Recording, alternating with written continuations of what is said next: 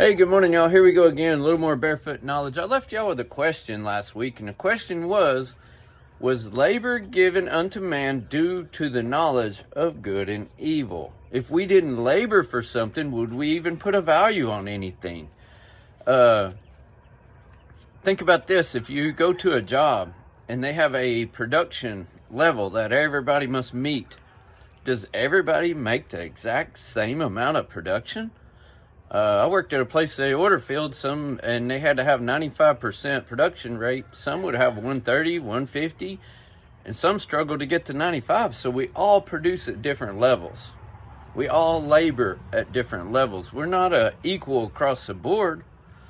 But let's see what he says here. This is after the fall, and I want to cover all this, just read the verses to you, and then maybe we can tie them all together later. So I'm going to pick up in Genesis 3, verse 14. And the Lord God said unto the serpent, Because thou hast done this, thou art cursed above all cattle, and above every beast of the field. Upon thy belly shalt thou go, and dust shall you eat all the days of your life. So he curses the serpent and tells him, you are cursed above all cattle, every beast of the field. Notice he didn't mention fowl, birds, or fish. Things above, things below. He says the ground, right?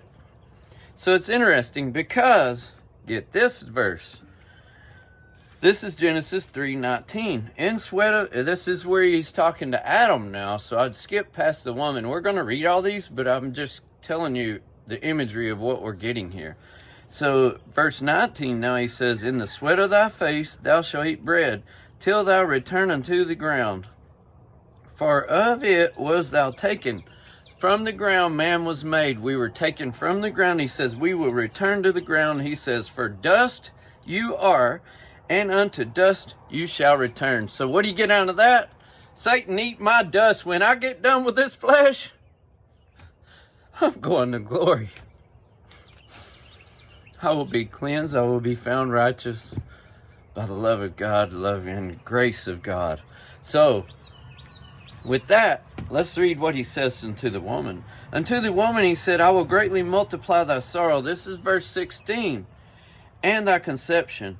In sorrow thou shalt bring forth children. And thy desire will be to the husband, and he shall rule over you. So what I found interesting is unto the woman, I will greatly multiply thy sorrow and thy conception. So the word sorrow, now I'm not very smart. That's why I usually leave you guys with a question. Because I know y'all got the answer. So I have a question for you. Did you realize that sorrow can be used as a noun and as a verb? So sorrow as a noun, which I would say is the most relevant or used way that it is. It says the definition is feeling of deep distress caused by a loss. So sorrow as a noun would be caused by something external.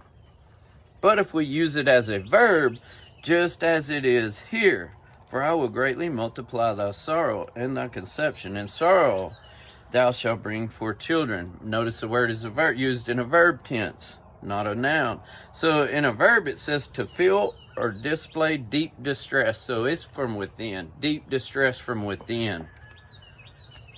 Just a little more knowledge there. I want to end with this because we're running out of time. And we'll pick up on this. We'll keep going. But I want to read this. And this is John 16. This is Jesus speaking. He says, 16:21. Jesus talking. A woman, when she is in travail, has sorrow. So when she's in labor pain, she has sorrow. Because her hour is come.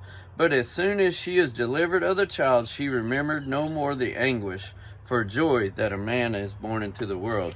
So he's saying that with great labor pains will you give birth. So why? Why would that be? With great labor pains, do we place more value on something or less value? I don't know, y'all. Let's keep reading. We'll find out. Thank y'all for listening. Thank y'all for partaking. Thank you for all the responses. Hey, Lucky says goodbye, and I guess I better throw her tire. All right. Bye, y'all. I love you. Thank you.